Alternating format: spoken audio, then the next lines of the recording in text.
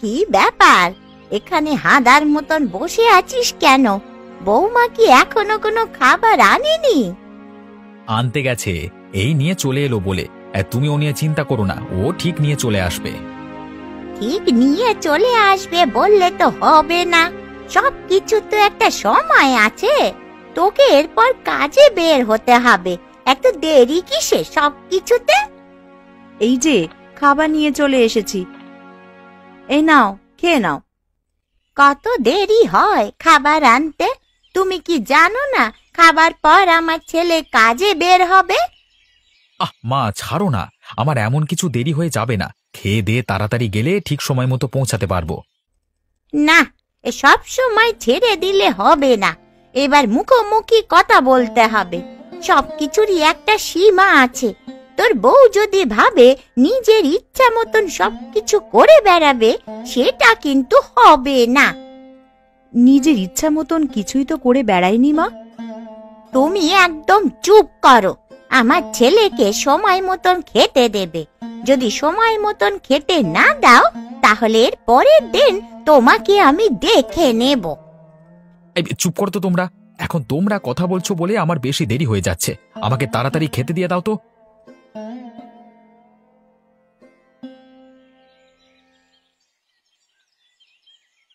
না গো, কালকে থেকে আমি তাড়াতাড়ি তোমার জন্য খাবার ব্যবস্থা করব। আমার বড্ড ভুল হয়ে গেছে। কথাটা যেন মনে থাকে। আহা, আমার কত সাধের গাছ আজ কত বড় হয়ে গেছে। এবার এখান থেকে চাল কুমড়ো তুলে নিয়ে বাজারে বিক্রি করলেই হাতে কয়েকটা টাকা পয়সা আসবে। অন্তত এই পরিবারে আমার ছেলে বউকে আমি সাহায্য করতে পারবো। কি ব্যাপার বলি, পরিবারটা কি আমার একার? সারাদিন কি আমিই খাটাখাটনি করে যাব, আর বাকি সবাই গায়ে হাওয়া লাগিয়ে ঘুরে বেড়াবে নাকি? এরকম করে কেন বলছো বৌমা? আমাকে কি কাজ করতে হবে তুমি বলে দাও, আমি সেই কাজ করে দিচ্ছি। বাবা, আপনার কি সংসার সম্পর্কে কোনো অভিজ্ঞতা নেই? কি কাজ করতে হবে আর না করতে হবে সেটা কি আমাকে বলে দিতে হবে? আমি ভাবলাম তুমি সমস্ত কাজ একা হাতেই সামলে নাও, তো সেই কারণে আর কিছু বলিনি। সেই কারণেই আপনি ঘরের পাশের এই চাল কুমড়ো গাছ নিয়ে পড়ে আছেন, তাই তো? বলি, সারাদিন এই গাছ নিয়ে পড়ে থাকলে পেটে খাবার যাবে তো? মা, গিন্নি, আরে এই দেখো বাজার থেকে কত বড় একটা মাছ পেয়েছি। এই মাছটা আজকে ভালো করে রান্না করো তো। পারবো না। ঘরে কি আমি একাই কাজ করব নাকি? তোমার মা বসে বসে শুধু। কি ব্যাপার নগেন, তুই কি কাজকর্ম করতে ভুলে যাচ্ছিস নাকি? নাকি কাজ করবার কোনো ইচ্ছে তোর নেই? এরকম কথা কেন বলছেন বাবু? আমি আবার কি করলাম? কি করলি সেটা ভেবে দেখ। তা কালকে আমাকে বাজারের হিসেব দিয়েছিলিস তো? আগের তুলনায় কতটা লাভ কমেছে আমাদের সে খেয়াল কি তোর আছে? আসলে বাবু, বাজারে লোকজনের পরিমাণ ধীরে ধীরে কমে যাচ্ছে। কেন জানি না, তারা আমাদের গ্রামের বাজারে আসতে চাইছে না। আসতে চাইছে না বললে তো হবে না। বাইরের গ্রামের খরিদ্দারকে কিভাবে নিজের গ্রামের বাজারে আনা যায় সেই চেষ্টা করতে হবে। তুই কি সেই চেষ্টা কোনোদিন করেছিস? আসলে সেটা করে হওয়া ওঠেনি। আর কবে করা হয়ে উঠবে, যখন সব লোকেরা অন্য গ্রামের বাজারে চলে যাবে? আসলে সেটা নয়, আমরা চাষিদেরকে নিয়ে চেষ্টা করছি এটা জানবার যে আসলে মানুষেরা কি কিনতে চায় বেশি করে। সেটা কি পেয়েছিস? না না, এখনো পাইনি। দেখা যাক কবে পাওয়া যায় সেই সূত্র খুঁজে আর কি। না না, তোদের যা অবস্থা দেখতে পাচ্ছি মনে হচ্ছে এবার আমাকেই নামতে হবে এই কাজে, তাছাড়া আর কোনো উপায় নেই। আমাকে একটু সময় দিন না বাবু, আমার উপর বিশ্বাস রাখুন, আমি ঠিক আগের মতো বাজারে লোকজন এনে দেব।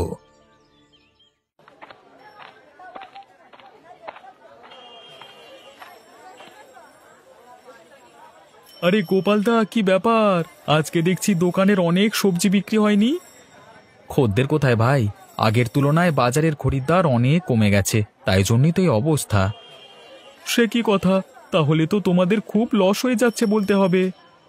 সে তো যাচ্ছে বটেই, ঘরেও শান্তি নেই, বাইরেও শান্তি নেই। ঘরে মায়ের কথা শুনতে হচ্ছে, আর বাইরে তো এই অবস্থা। আর তোমাকে কি বলবো বলো, সবার ঘরেই একই ঝামেলা। এই দেখো না, আজকে সকালে বেরিয়ে এই পুকুর থেকে একটা বড় মাছ পেলাম, তা ঘরে নিয়ে গিয়ে দেখছি বউ মাকে যাচ্ছে তাই ভাবে কথা শোনাচ্ছে। এভাবে চলে? ঠিক আছে গোপালদা, আমি তাহলে চললাম। হ্যাঁ, তুমি দেখো সবকিছু বিক্রি করতে পারো কিনা। ঠিক আছে রে ভাই, আবার আসবি কেমন?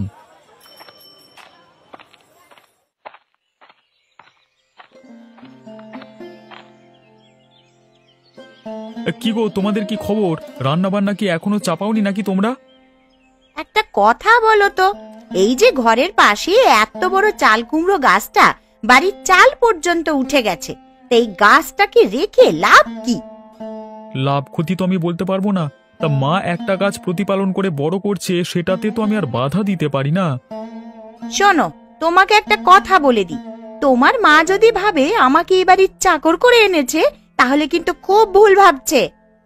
কিন্তু মা গেল কোথায়, তাকে তো দেখতে পাচ্ছি না। তার আর কাজটাই কি, সে পাড়া বেরোতে বের হয়েছে, তাছাড়া আর কি, সংসারের সবকিছু দায়িত্বই তো আমার। আচ্ছা আচ্ছা, বাদ দাও, তোমার সংসার তুমি নিজে একটু গুছিয়ে নাও না, তাতে তো অসুবিধে কিছু নেই।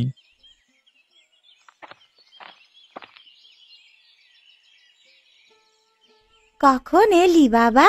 এই দেখ, তোদের জন্য খেজুর রস এনেছি, একদম তাজা খাঁটি খেজুরের রস। আপনাকে কেউ আনতে বলেছিল? আপনার ছেলে তো বাইরের বাজার হাট করছিল, আপনার তো শুধু শুধু বাইরে যাওয়ার কোনো প্রয়োজন ছিল না। আসলে আমার একজনকে বলা ছিল, তার কাছ থেকেই আমি খেজুরের রস নিয়ে এলাম। ভালোই করেছো মা, পিঠে পার্বণ তো খুব তাড়াতাড়ি আসছে, খেজুর গুড় দিয়ে জমিয়ে পিঠে খাওয়া যাবে। ওটাই বাকি রয়েছে, সারা দিন শুধু খাই খাই, আর কাজটাই বা কি বলো? এদিকে সব খাটাখাটনি তো আমাকেই করতে হবে, তাই না? তুমি একা কেন করতে যাবে মা? আমিও তোমার সাথে থাকবো, আমরা দুজনে মিলে একসাথে সব কিছু করব, তুমি কোনো চিন্তা করো না। এমন করে কথা বলছে ছেলের সামনে, যেন আমাকে কত সাহায্যই করে, যত সব। গোপাল ভাই, গোপাল ভাই, বাড়িতে আছো ভাই? একবার বেরিয়ে এসো না ভাই, তোমার সাথে কিছু দরকার ছিল। আরে নগেনদা, এসো এসো। ও তো এখন বাজারে গেছে, তোমার কিছু দরকার ছিল দাদা? দরকার তো ছিল, কিন্তু ও যখন নেই তাহলে আর কি হবে? তোমার কি দরকার তুমি বলো না, ও এলে না হয় আমি বলে দেব। তুমি শুনেছ নাকি জানি না, আমাদের গ্রামের বাজারের হাল কিন্তু অনেকটা খারাপ। তেমন বিক্রি বাটা হচ্ছে না, লোকজন তেমন আসছে না। হ্যাঁ, আমি শুনেছি, ও কালকে বাড়িতে এসে আলোচনা করছিল, অনেক সবজি বিক্রি হচ্ছে না, ও ভয়ও পাচ্ছে আদতে এই সবজির ব্যবসাটা চলবে কিনা। এদিকে আমি অবিনাশ বাবুর কাছে দুবেলা কথা শুনছি, আমি কিছুতেই কোনো উপায় খুঁজে পাচ্ছি না। বাজারে কোন সবজি আনলে লোকজন আবার যে আসবে সেটাই তো বুঝতে পারছি না। অনেকদিন ধরেই আমি একটা কথা বলবো বলে ভাবছিলাম, ভয়ে বলতে পারিনি, তুমি যদি সাহস দাও তাহলে বলি। ভয়ের কিছু নেই, তুমি যা বলবার আমাকে বলো। রতন দাদাদের বাড়িতে অনেক চাল কুমড়োর গাছ হয়েছে, সেখান থেকে যদি চাল কুমড়ো নিয়ে গিয়ে বিক্রি করা যেত তাহলে কিন্তু খুব ভালো হতো। তুমি যদি একবার রতন দাদার সাথে কথা বলতে, তাহলে আমার মনে হয় যে আমাদের বাজার আবার আগের মতন লোকজনে ভরে যেত। বেশ, তুমি যখন বলছো তাহলে আমি তাই করব। আমি একবার রতনের সাথে রতনের বাড়িতে কথা বলে আসি।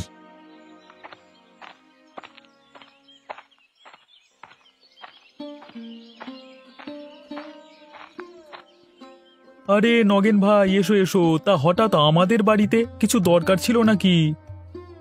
কিছু দরকার নয়, বেশ অনেকটাই দরকার ছিল।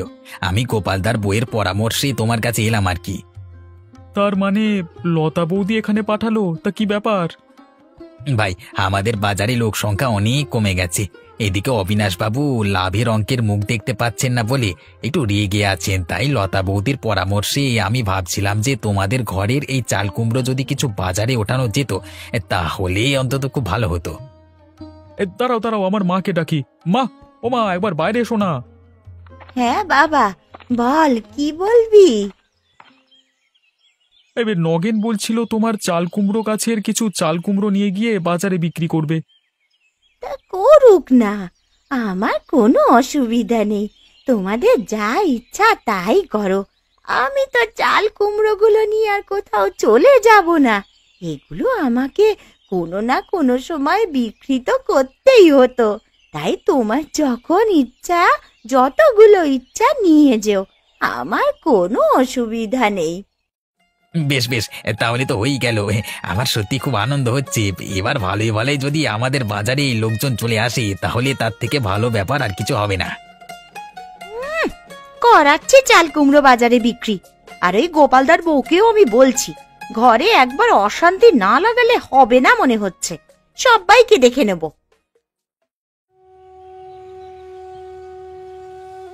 হায় হায় হায় মা গো, এ কেমন বউ আমার কপালে জুটলো গো। নিজের শাশুড়িকে দু চোখে দেখতে পারে না, নিজের থেকে পরের লোক বেশি আপন হয়ে যায় গো।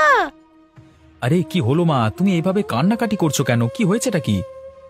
বলি কি মেয়েকে ঘরের বউ করে এনেছিস?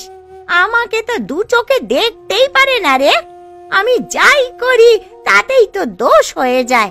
তাহলে কি আমি এই বাড়িতে থাকতে পারবো না? বলতো।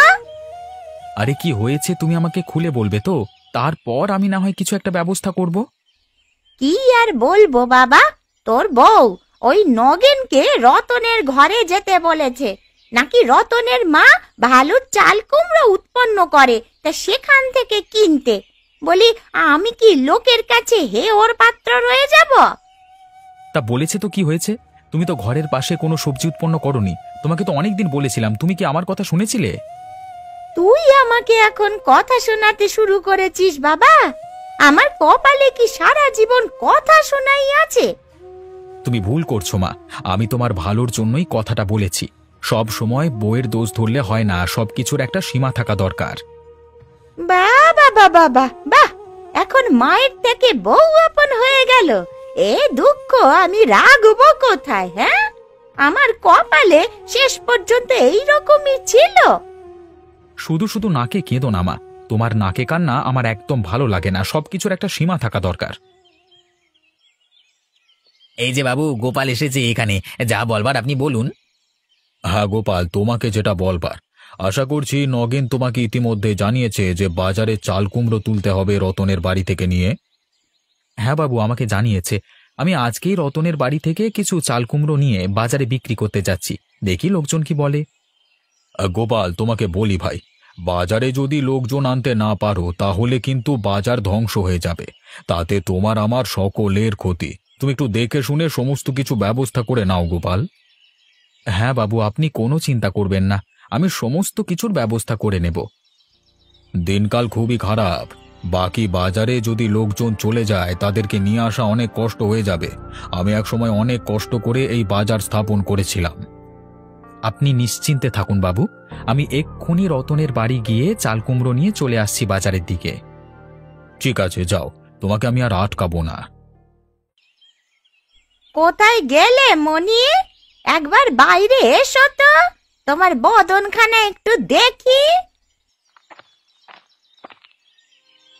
আরে দিদি, তুমি কতদিন পর আমাদের বাড়িতে এলে। কিছু দরকার ছিল নাকি দিদি? দরকার তো অনেক দিন থেকেই আছে, শুধু আসতে পারিনি। হ্যাঁ বলো না, কি দরকার? বলি আমি তোমার কোন পাকা ধানে মই দিয়েছি বলো তো? তুমি কি আমাকে একটু শান্তিতেও থাকতে দেবে না? আমি আবার কি করলাম গো? আমি তো কিছুই বুঝতে পারছি না, কি বলতে চাইছো? কিছুই বুঝতে পারছো না না? হ্যাঁ, আমার ছেলের মাথাটা খাওয়া হচ্ছে, নিজে সুনাম করানো হচ্ছে, আর এখন ন্যাকা সাজা হচ্ছে। আমি আবার কখন কি করলাম গো? ঠিকই বলেছেন আপনি, আমিও এই কথাই বলি। লোকের পরিবারে কোথায় কি হচ্ছে, কি আছে না আছে, সেটা তো অন্য কারো বলবার কথা নয়, কিন্তু আমার কথা কজন আর শোনে। এই তো তোমার বৌমা কত বুদ্ধিমতী, তুমি তার কথা শোনো না কেন? এইভাবে সংসারের মধ্যে অশান্তি বাঁধিও না। তোমার চাল কুমড়ো তুমি নিজের কাছেই রাখো। যদি আমি শুনেছি যে আমার ছেলেকে দিয়ে তুমি বড় সেজেছো, তাহলে কিন্তু তোমার খবর আছে। আপনি কোনো চিন্তা করবেন না, আমি দায়িত্ব নিয়ে বলছি, সেরকম কিচ্ছু হবে না। আপনি শুধু দেখে যান কি হয়। তুমি খুব ভালো মেয়ে, তোমার ওপরে বিশ্বাস রাখলাম আমি। আমি আশা করব তুমি তোমার শাশুড়িকে সামলে রাখবে। সব বিষয়ে নাক গলাবার প্রয়োজন নেই। আমি বুঝতে পারছি, এখনকার যুগে শুধু মুখ বুজে সমস্ত কিছু শুনে গেলেই তো আর হবে না, মুখ ফুটে কিছু বলতেও হবে। আর আমি এবার থেকে সেটা বলবো, কোনো চিন্তা করবেন না আপনি। আসুন আসুন, নিয়ে যান নিয়ে যান। একদম সুস্বাদু তাজা খাঁটি চাল কুমড়ো নিয়ে যান। কোনো ভেজাল নেই, আমার নিজের হাতে উৎপন্ন করা এই চাল কুমড়ো। একবার খেলেই বুঝতে পারবেন এর স্বাদ কেমন।